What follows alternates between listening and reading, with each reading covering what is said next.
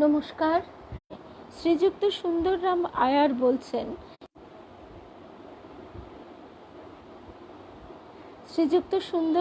আয়ার বলছেন, যে স্বামীজি মন্মথ ভট্টাচার্যের সঙ্গে ঘোড়ার গাড়িতে তার বাড়ি থেকে যাত্রা করেন। তার বাড়ি থেকে কন্যাকুমারীর দূরত্ব প্রায় 55 মাইল, মানে খুব একটা বেশি নয়। শুভ সন্ধ্যা চিনুদি। আজকে প্রথমেই চিনুদিকে দেখছি।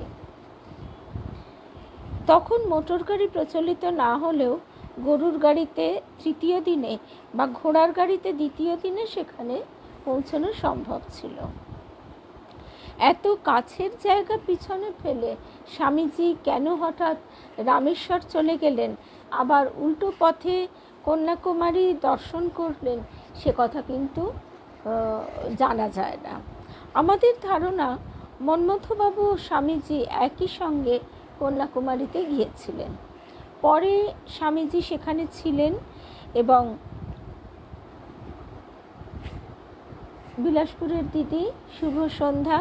পরে স্বামীজি একা সেখানে ছিলেন ও রামেশ্বর পর্যন্ত একা ভ্রমণ করেছিলেন। বাংলা জীবনীকার প্রমথবাবুর মতে তখন এইরূপ জনশ্রুতি ছিল যে স্বামীজি কন্যাকুমারীতে মন্মথবাবুর অল্প বয়স্কা কন্যাকে কুমারী রূপে পূজা করেছিলেন।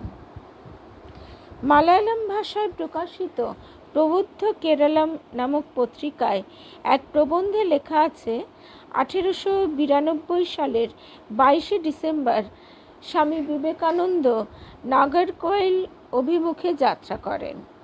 ভট্টাচার্য মশাই ও স্বামীজির সঙ্গে গিয়েছিলেন। নাগরকোয়েল স্বামীজি শ্রীযুক্ত রত্নস্বামী আয়ারের আতিথ্য গ্রহণ করেন। নাগরকোয়েল থেকে স্বামীজি এসেছিলেন কন্যাকুমারী এবং সেখানে মন্মথবাবুর অল্প বয়স্কা কন্যাকে কুমারী রূপে পূজা করেন। শুভ সন্ধ্যা কাবেরী। কন্যাকুমারীর মন্দির ভারতের সর্বদক্ষিণ প্রান্তে অবস্থিত। তারপরই 3 দিক উত্তাল সমুদ্রে বেষ্টিত। পূর্বে বঙ্গোপসাগর, পশ্চিমে আরব সাগর ও দক্ষিণে ভারত মহাসাগর। সমুদ্র মধ্যে ক্ষুদ্র বৃহৎ কয়েকটি প্রস্তরময় দ্বীপ, যাকে আমরা বর্তমানে রক বলে থাকি। শুভ সন্ধ্যা সুমনা শ্রী। শুভ সন্ধ্যা। মন্দিরে মা কুমারী শিবের চিন্তায় নিমগ্না। অতি সুন্দর সে মূর্তি। দর্শন মাত্র হৃদয়ে ভক্তির সঞ্চার হয়। স্বামীজি মন্দিরে মা কুমারীর রূপ দর্শনে বালকবৎ ব্যাকুল চিত্তে বিহ্বলভাবে মন্দির প্রাঙ্গণে ধ্যানস্থ হন। প্রথমে মাকে দর্শন করেন, সাষ্টাঙ্গ প্রণিপাত করেন এবং তারপর ধ্যানে নিমগ্ন হন। দর্শন ও পূজা শেষ হয়ে গেলে তিনি সেখানে বসে মাতৃভূমির কল্যাণ চিন্তা করেন। অতএব আমরা দেখছি যে এই যে স্বামীজির কন্যাকুমারী দর্শন এবং সেখানে সমগ্র ভারতবর্ষের, শুধুমাত্র যে দাক্ষিণাত্য বা তার বঙ্গদেশ তা নয়, সমগ্র অখণ্ড ভারতবর্ষের কল্যাণ চিন্তায় তিনি সম্পূর্ণ নিমগ্ন হতে শুরু করেছেন এই সময় থেকেই। সমুদ্র তীরে স্বামীজি গেলেন এবং অন্য উপায় না দেখে সাঁতার কেটে তীরভূমি থেকে 2 ফার্লং দূরবর্তী সমুদ্র মধ্যে সর্বশেষ ও অপেক্ষাকৃত বৃহত্তম দ্বীপের শীর্ষস্থানে আরোহণ করলেন। এই যেটি এখন বিবেকানন্দ রক নামে পরিচিত। শুভ সন্ধ্যা স্বপ্নাদি। এই কাগজটা উঠছে, বন্ধ করতো। এই কাগজের আওয়াজটা বন্ধ কর। তো এখানে এই যে বিবেকানন্দ রক নামে যেটি পরিচিত, সেই সময় কিন্তু সেখানে কোনো রকমভাবে যাওয়ার কোনো বন্দোবস্ত ছিল না। সেই জন্যে তিনি সাঁতার কেটে তীরভূমি থেকে সমুদ্র মধ্যে অবস্থিত 2 ফার্লং দূরে সর্বশেষ ও অপেক্ষাকৃত বৃহত্তম দ্বীপটির শীর্ষস্থানে আরোহণ করলেন। দ্বীপটি আমরা দেখেছি, মোটামুটি অনেকেই দেখেছি। শুভ সন্ধ্যা কল্যাণীদি। এখন সেখানে যেরকম সুন্দর ব্যবস্থা, তখন বোঝাই যাচ্ছে সেরকম কোনো ব্যবস্থাদির কোনো প্রশ্নই ওঠে না, সিঁড়ি ইত্যাদি কিছুই নেই। সুতরাং সাঁতার কেটে পার হয়ে ওই রকম একটি প্রস্তর খণ্ডের উপর ক্রমশ তার শীর্ষে উঠে যাওয়াটা খুব একটা সহজসাধ্য ব্যাপার নয়। জগন্মাতার পদচিহ্ন শোভিত প্রস্তরময় দ্বীপে তিনি গভীর ধ্যানে মগ্ন হলেন।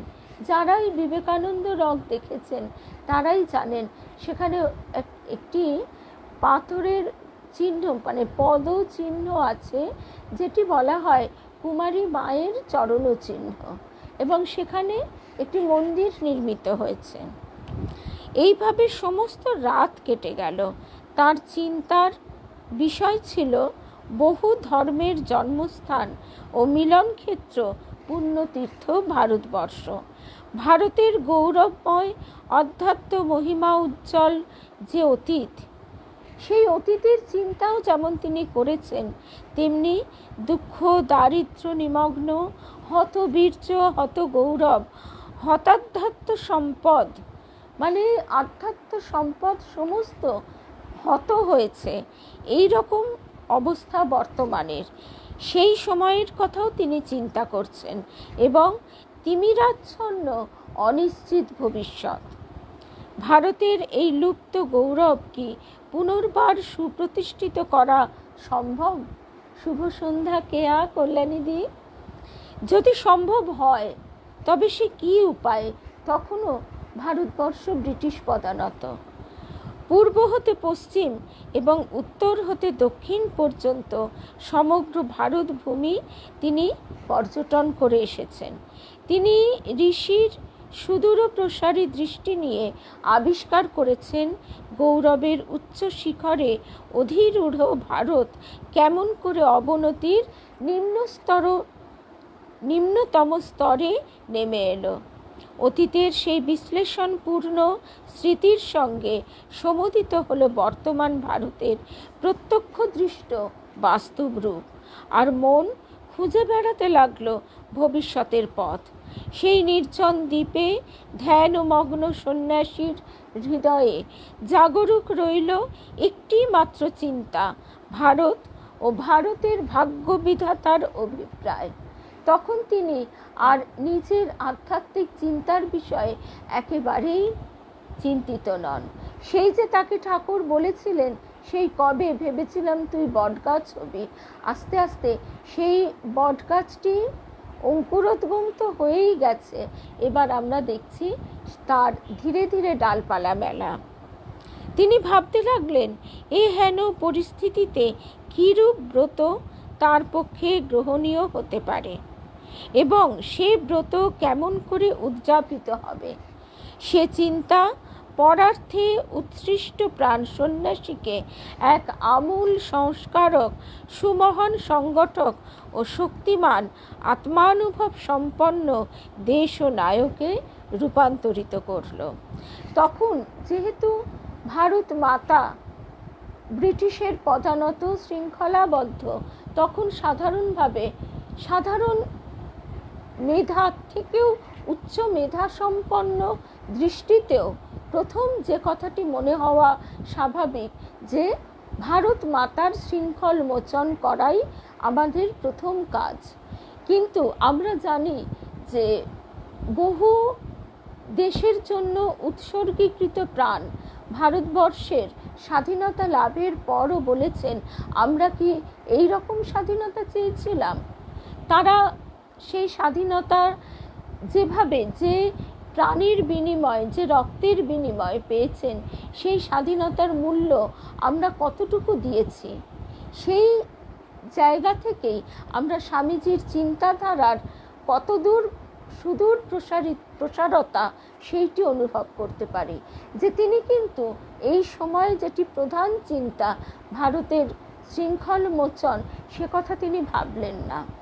যারা শ্রী অরবিন্দের এই কারাকাহিনী বইটি পড়েছেন তারাই জানেন যে স্বামীজি শ্রী অরবিন্দকে কারাগৃহে, কারাগারে দর্শন দিয়েছিলেন এবং সেই যে 1 বছর আলিপুর বোমার মামলার পর শ্রী অরবিন্দ যে কারাবন্দী ছিলেন, সেই 1 বছর তিনি নিত্য গীতার ধ্যানে নিমগ্ন থাকতেন। সেই গীতার ধ্যান চলাকালীন শ্রী অরবিন্দকে স্বামী বিবেকানন্দ দর্শন দেন এবং বলেন যে এতদিন তুমি যে কাজ করেছো সে কাজ তোমার শেষ হয়ে গেছে, সেই কাজ থেকে তোমাকে আমি ভিন্ন দিকে ফিরিয়ে নেবার জন্যই এই ঘটনা ঘটিয়েছি। অর্থাৎ এই যে আলিপুর বোমার মামলাতে স্বামী এই শ্রী অরবিন্দের জয়লাভ, এটি কিন্তু খুব সহজসাধ্য ব্যাপার ছিল না। স্বয়ং রাসবিহারী তখন তিনি যেভাবে ওকালতি করেছিলেন, যেভাবে মামলা লড়েছিলেন, সেই মামলা লড়াও কিন্তু অত্যন্ত কঠিন ছিল। আমরা এগুলি কিছুই জানতে বুঝতে পারি না। সাধারণ ইতিহাসের পর্যবেক্ষণ দিয়ে আমরা কিন্তু এর গভীর তত্ত্বটি উদ্ঘাটন করতে পারি না। এই গভীর তত্ত্বটিকে কবিগুরু তার প্রবন্ধে কিভাবে ব্যক্ত করেছেন, তিনি বলছেন যে কোনো গভীর তত্ত্বকে আমরা সাধারণভাবে যখন বিশ্লেষণ করি তখন তার বাইরের রূপটাই দেখি। যেমন একটি ফুল ভোরবেলা সূর্যের কিরণে প্রস্ফুটিত হলো, আমরা তার সেই রূপটি দেখলাম, তার বক্ষে শিশির টলটল করছে এবং সেই শিশির কণায় সূর্য প্রতিফলিত হচ্ছে। কিন্তু তার আগে যে অন্ধকারময় রাত্রিটি কেটেছে, সেই রাত্রিতে তার যে ভিতরে শক্তির প্রবাহ চলেছে, রসের প্রবাহ চলেছে, সে কথা কিন্তু আমরা চিন্তা করি না। ঠিক একই রকমভাবে সমস্ত ক্ষেত্রেই গূঢ় যে তত্ত্ব, সেইটি এইভাবেই গভীর গোপন থাকে। তো শ্রী অরবিন্দকেও স্বামীজি স্বয়ং এইভাবে পরিচালিত করেছিলেন অলক্ষ্যে থেকে। আজকে আমরা দেবযান পড়তে পড়তে কিছুটা এর অর্থটি যেন অনুভব করতে পারি।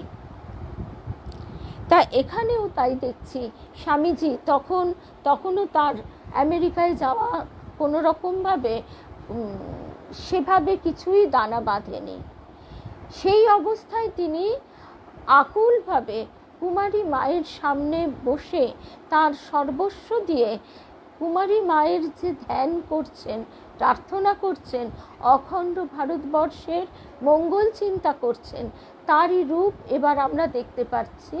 তার সেই বিবেকানন্দ রক নামে যেটি পরিচিত, সেই ভারতের শেষ শিলাখণ্ডের উপর বসে তার ধ্যানমগ্ন রূপটিতে যেন স্বয়ং শিবই ভারতবর্ষের জন্য আবার নতুন করে ধ্যানমগ্ন হয়েছেন।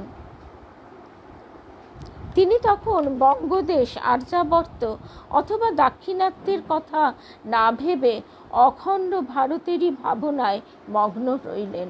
তার চোখের সামনে ভারত ইতিহাসের সব পৃষ্ঠাই যেন সমকালে খুলে গেল।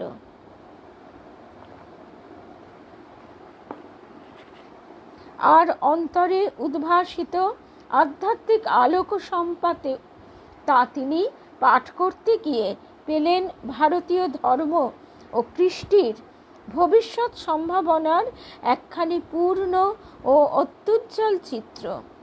সুদক্ষ তক্ষকের সামনে যেমন কোনো সুপরিকল্পিত বিরাট প্রাসাদের চিত্র স্বীয় অঙ্গ প্রত্যঙ্গ সহ এক সুবিন্যস্ত অখণ্ডাকারে ভেসে ওঠে, স্বামীজিও তেমনি ভাবি ভারতকে ধর্ম ও সংস্কৃতিতে পরিপুষ্ট ও বৈচিত্র্যের মধ্যে একত্ব নিয়ে বিরাজিত অখণ্ড সত্তারূপেই দর্শন করলেন।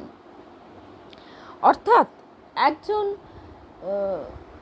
সৃষ্টিশীল ইঞ্জিনিয়ার, তিনি যেরকম বা আর্কিটেক্ট, তার চোখের সামনে একটি সুদৃশ্য প্রাসাদ যেভাবে সেইটি ভিজুয়ালাইজ হয়, তিনি সেইটি গঠন হবার পূর্বেই তার রূপ যেমন প্রত্যক্ষ করেন মনশ্চক্ষে, এখানেও স্বামী গম্ভীরানন্দজি মহারাজ বলছেন স্বামী বিবেকানন্দ ঠিক সেইভাবে, তখনও তিনি স্বামী বিবেকানন্দ নামে জগতের কাছে পরিচিত নন।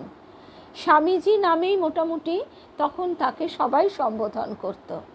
তো সেই স্বামীজি তিনি ভারতকে ধর্ম ও সংস্কৃতিতে পরিপুষ্ট ও বৈচিত্র্যের মধ্যে একত্ব নিয়ে বিরাজিত অখণ্ড সত্তারূপে দর্শন করলেন। তিনি বুঝলেন ধর্মই অগণিত ভারত সন্তানের মেরুদণ্ড।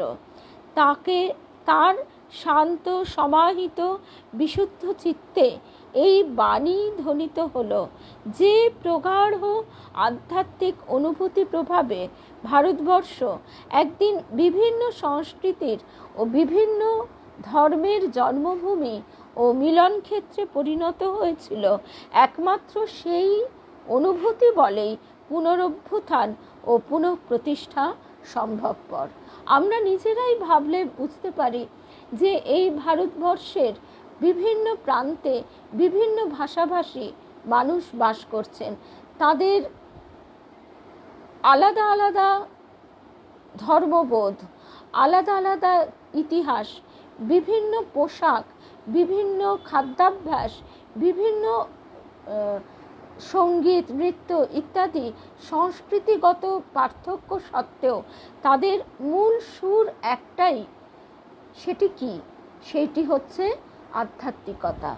সেই আধ্যাত্মিকতার মূল সুরটি স্বামীজির প্রাণে বেজে উঠল। তিনি উন্নতি ও অবনতির দুটি চিত্রই চোখের সামনে দেখতে পেলেন, যে ভারতবর্ষে একসময় যে এক অখণ্ড ব্যাপ্তি ছিল এবং সেই ব্যাপ্তির শুধু ভৌগোলিক ব্যাপ্তিই নয়, তাদের অন্তরের ব্যাপ্তি যে কতটা প্রসারিত ছিল সেটিও যেমন তিনি দর্শন করলেন, তেমনি তার অধঃপতিত রূপটিও তিনি দর্শন করলেন। ভারতের দুর্গতির কারণ এই যে যথার্থ ধর্ম কোথাও সর্বজনীন রূপে ও সক্রিয়ভাবে অনুসৃত হয়নি। ধর্মকে গুরুত্ব দেওয়া হয়েছে, কিন্তু ধর্মর যথার্থ রূপকে মানুষ ভুলে গেছে। সমস্যাটি এইখানেই। ধর্মকে যথাযথ অনুসরণ করে ও জীবনে তাকে রূপায়িত করে কোনো জাতি কখনো অধঃপতিত হয়নি। প্রত্যুত ইতিহাসের সাক্ষ্য হতে জানা যায়, জাতীয় জীবনে যেসব শক্তি সাফল্য আনয়নে সমর্থ হয়, সক্রিয় ধর্ম তার মধ্যে শ্রেষ্ঠতম। ধর্ম, শুভ সন্ধ্যা। ধর্ম কথার অর্থ যা ধারণ করে থাকে, কিন্তু এই ধর্ম নিয়েই আমরা দেখতে পাই আজকের দিনেও একেবারে বর্তমানে রিসেন্ট পাস্টও বোধহয় কথাটা বলা যায় না, এমনই সদ্য যে ঘটনা ঘটে গেছে, এই ধর্মকে নিয়েই তো হানাহানির একেবারে চূড়ান্ত অবস্থা আমরা দেখেছি। সুতরাং স্বামীজির যে দর্শন, স্বামীজির চোখের সামনে যে ছবি ফুটে উঠছে, তার থেকে এটা আমরা উপলব্ধি করতে পারি যে যুগ সন্ধিক্ষণ বর্তমান অবস্থা। এই বর্তমান যুগ সন্ধিক্ষণে আমরা দাঁড়িয়ে আছি, এটা আমাদের বুঝতেই হবে। আজকেই যখন এই কাবেরীর কথাই বলছি, আজকে যখন কাবেরী বলছে যে তার বেচারির একেই পায়ে একটু মুচকে গিয়ে ব্যথা পেয়েছে, তার উপর তার মাথার ওপর বিভিন্ন রকমের চাপ, অ্যাডমিশন শুরু হয়ে যাচ্ছে, পরীক্ষা শুরু হয়ে যাচ্ছে, তারপর সে যেহেতু একটি কলেজে পড়ায়, বিভিন্ন রকমের বিভিন্ন শাখা প্রশাখায় তার দায়িত্ব, এই সমস্ত কিছু নিয়ে যখন সে হাবুডুবু খাচ্ছে, বলছে আমার সেই মুহূর্তে কিন্তু ভীষণ আনন্দ হলো এটা ভেবেই যে কি গভীর কর্মের মধ্যে দিয়ে আমাদের এই ভারতবর্ষের মেয়েরা ক্রমশ কিন্তু আবারও সেই দিকে এগিয়ে যাচ্ছে। কোন দিকে? যখন স্বামীজি যে যুগকে বিশেষভাবে লক্ষ্য করে বলছেন যে সতী সাবিত্রী এরা ভারতবর্ষের নারীর আদর্শ, কিন্তু ব্রহ্মবাদিনী গার্গী, মৈত্রী, অপালা এদেরকেও বর্তমান মানে ভবিষ্যৎ, এমনই ভবিষ্যৎ আগত যে ভবিষ্যতের নারীরা তাদেরকেও অতিক্রম করে যাবেন। কদিন আগের কথা, হৃদয় শ্রী শ্রী মায়ের প্রথম ভাগটি নিয়ে ছিঁড়ে কুটি কুটি করে দিচ্ছে, মা মুখে একটি কথাও বলছেন না। তাহলে সেই মা যে স্বয়ং জগন্মাতা, স্বামীজি এই যে আমাদের দৃষ্টির তফাৎ, সেই মাকে আমরা কি করে বিচার করব? স্বামীজি বলছে যে মা যার এক একটি কটাক্ষ পাতে হাজার হাজার বিবেকানন্দের সৃষ্টি হতে পারে। তাহলে আমরা এইখানেই বুঝতে পারি, অনুভব করতে পারি স্বামীজির দূরদৃষ্টি কতখানি। গৌরী মায়ের কথাও সঙ্গে সঙ্গে মনে পড়ে যে গৌরী মা সেই সময় মেয়েদের কথা ভাবলে অবাক হতে হয়। শ্রী শ্রী মায়ের পদপ্রান্তে তিনি স্মৃতিচারণ করছেন, তখন তিনি নববধূ, কিন্তু তার বয়স এতই কম, আর তিনি যেহেতু নববধূ তাই মহিলা মহলেও তার একটি কথা বলার সুযোগ নেই। শ্রী শ্রী মায়ের কাছে উদ্বোধনের বাড়িতে তিনি যান, এমন কিছু বিশাল আগেকার কথা নয়। তো সেই সময় তাকে একটি কথা উচ্চারণ করতে দেওয়া হয় না। তিনি শাশুড়ির সঙ্গে মায়ের কাছে যান আর ফিরে আসেন। তিনি তার মনের দুঃখের কথা মায়ের কাছে মনে মনেই নিবেদন করে আসেন। তারপরে আস্তে আস্তে আমরা ঘটনার অন্যদিকে বাঁক নেওয়া দেখছি। কিন্তু কথাটা হচ্ছে এইটাই মনে বিশেষভাবে দাগ কেটে যায় যে মেয়েদের মধ্যে বসেও মেয়েদের এতটুকু বাক স্বাধীনতা তো দূরের কথা, একটা কথা বলার অবধি অধিকার ছিল না, ভাবতে পারা যায় না। তো সেই জায়গায় দাঁড়িয়ে স্বামীজির এই কথাগুলি তখন সাধারণ বুদ্ধিতে মানুষ বলবেন প্রলাপ, কিন্তু আজকে আমরা সেইটি নিজের চোখে দেখছি। শুভ সন্ধ্যা, সকল ভক্ত বন্ধুদের শুভ সন্ধ্যা জানাই। গভীর বিষাদ ও বেদনা নিয়ে তার চিত্ত ভারতের সর্বসাধারণের উন্নতির উপায় উদ্ভাবনের কথাই ভাবতে লাগলো। এই যে বিষাদ যোগ, আমরা গীতাতেও দেখি যে বিষাদ যোগ দিয়ে গীতার সূত্রপাত, অর্জুনের বিষাদ যোগ, এখানেও স্বামীজিরও সেই একই রকম বিষাদ যোগ। ইতিহাস বলে দেয় ভাগ্য পরিবর্তনের ফলে ভারতে যখন যে কোনো রাজশক্তির অভ্যুত্থান হয়েছে, উহাই তখন দরিদ্রদিগকে পদদলিত ও নিষ্পেষিত করেছে। শত শত বৎসর ধরে, মোটামুটি 700 বছরের ইতিহাস আমরা জানতে পারি। পুরোহিত প্রভাবিত ধর্মের আশ্রয় নিয়েও দরিদ্রগণ এই উৎপীড়ন হতে রক্ষা পায়নি। পুরোহিতকুলের সহস্র যুগ ব্যাপী একাধিপত্য, জাতি বিভাগ থেকে উত্থিত উৎপীড়ন মানে জাতের বিচার এবং এই সকল সমাজবিধান অবলম্বনে সমাজ দেহের অতি ভয়ঙ্কর বিখণ্ডীকরণ প্রভৃতির ফলে ধর্মনিষ্ঠ হিন্দুদের অধিকাংশ শূদ্র, অস্পৃশ্য ও বেদ বহির্ভূত বলে বিবেচিত হয়েছে, যার ফল আজকে আমরা দেখতে পাই কনভার্টেড মুসলমানদের মধ্যে হয়ে যাওয়া বা কোনো কোনো ক্ষেত্রে কনভার্টেড খ্রিস্টান। এগুলি সমাজের ইতিহাস, এগুলি সমাজের প্রবহমানতা। তা এখানে আমরা তার বিস্তারিত বা গভীর আলোচনায় না গিয়েও স্বামীজির কথাগুলি বোঝবার জন্য এইটি আমরা জাস্ট ছুঁয়ে যাচ্ছি। এই কথাগুলি দরিদ্র জনগণের দুঃখ দারিদ্র্যের সঙ্গে সমসুরে বাঁধা তার মানে স্বামী বিবেকানন্দের হৃদয়তন্ত্রী তাদের ক্রন্দনে কেঁদে উঠল। এক সুগভীর সমবেদনা নিয়ে তিনি ভারতের অবহেলিত নিম্ন জাতির সঙ্গে এক হয়ে গেলেন।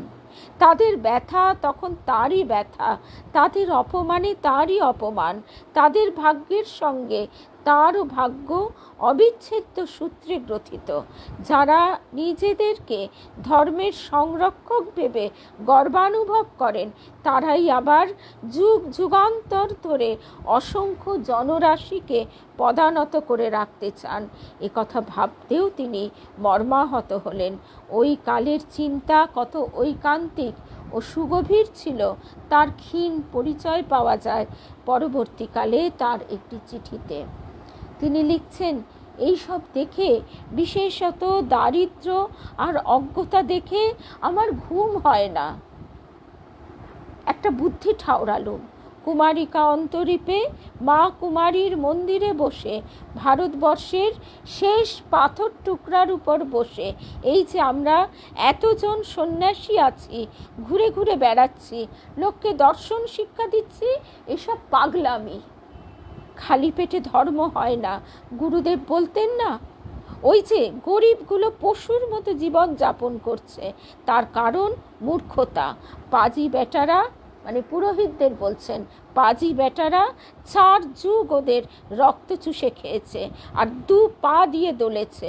আমাদের জাতটা নিজের বিশেষত্ব হারিয়ে ফেলেছে। সেই জন্যই ভারতের এত দুঃখ, এত কষ্ট। সেই জাতীয় বিশেষত্বের বিকাশ যাতে হয়, তাই করতে হবে। নিজ জাতিকে তুলতে হবে। কি হিন্দু, মুসলমান, খ্রিস্টান সকলেই তাদের পায়ে দোলেছে। আবার তাদের ওঠবার যে শক্তি, তাও আমাদের নিজেদের ভেতর থেকে আনতে হবে। গোঁড়া হিন্দুদেরই এ কাজ করতে হবে। দেখো, সব দেশেই যা কিছু দোষ দেখা যায় তা তাদের ধর্মের দোষ নয়। ধর্ম ঠিক পালন না করার দরুনই এইসব দোষ দেখা যায়। সুতরাং ধর্মের কোনো দোষ নাই, লোকেরই দোষ। এই করতে গেলে প্রথম চাই লোক, দ্বিতীয় চাই পয়সা। গুরুর কৃপায় প্রতি শহরে আমি 10-15 জন লোক পাব। পয়সার চেষ্টায় তারপর ঘুরলাম। ভারতবর্ষের লোক পয়সা দেবে, তাই আমেরিকায় এসেছি। নিজে রোজগার করব, করে দেশে যাব, আর আমার বাকি জীবন এই এক উদ্দেশ্য সিদ্ধির জন্য নিয়োজিত করব। এরপরে যদি আমরা শিক্ষিত হয়ে সেই শিক্ষাকে শুধু নিজের ভোগে লাগাই, এর থেকে অমনুষ্যত্বের কাজ আর দ্বিতীয় হয় না। এই ভারতবর্ষের অন্ন গ্রহণ করে, এই ভারতবর্ষের সংস্কার পুণ্য আমাদের রক্তে ধারণ করে। সুতরাং আমাদের সর্বতোভাবে কর্তব্য হচ্ছে স্বামীজির জীবন আগে পুঙ্খানুপুঙ্খ রূপে জানা, তাকে ভালোবাসা। তবেই তো আমরা তার বাণীকে, তার কথাকে নিজের জীবনে প্রতিফলিত করবার ইচ্ছে জাগাতে পারবো, উৎসাহ পাবো যে তার কথা শুধুমাত্র কতগুলি মৌখিক বুলি নয়, যে তুমি করলে আর যেটুকু করলে তাতে তোমার যশ হলো, খ্যাতি হলো, যে স্বামী বিবেকানন্দের কাজ এরা করে না। স্বামী বিবেকানন্দকে যে ভালোবাসবে তার রক্ত গরম হতে বাধ্য। সে যেখানে দাঁড়িয়ে আছে সেখান থেকে অন্তত 10 পা এগোবে। আজকে আমরা এই অবধি শুনলাম, আর তারপরে আমরা আবার সমবেত হব বেদান্ত দর্শন ফেসবুক পেজে রাত 8টায়। সবাইকে নিশ্চয়ই সঙ্গে পাবো। তাহলে আপাতত বিদায়। জয় রাম কৃষ্ণ, জয় রাম কৃষ্ণ, জয় রাম।